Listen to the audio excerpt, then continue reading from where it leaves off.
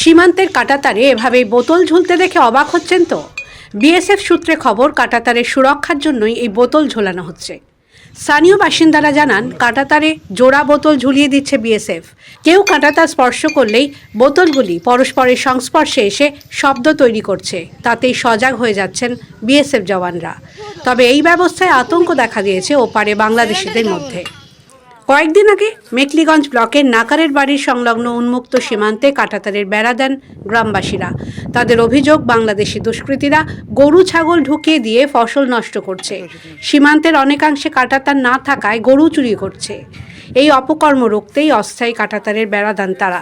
সেই কাঁটাতারে এবার সারিবদ্ধভাবে কাচের বোতল ঝুলিয়ে দিলেন বিএসএফ আধিকারিকরা। সূত্রের খবর, সীমান্তে 0 পয়েন্টে কাঁটাতারের বেড়া দিয়েছেন গ্রামবাসীরা।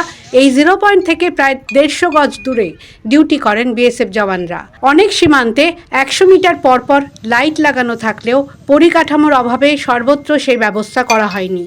তাই ঘন কুয়াশা কিংবা রাতের অন্ধকারের সুযোগ নিয়ে বাংলাদেশি দুষ্কৃতীরা যদি কাঁটাতার উপড়ে ফেলার কিংবা কেটে দেওয়ার চেষ্টা করে, তাহলে কাচের বোতলের শব্দ পৌঁছে যাবে ভারতীয় নিরাপত্তা রক্ষীদের কানে। এই ভাবনাতেই কাঁটাতারে বোতল ঝোলানো হচ্ছে মেখলিগঞ্জ সীমান্তে। The wall bureau.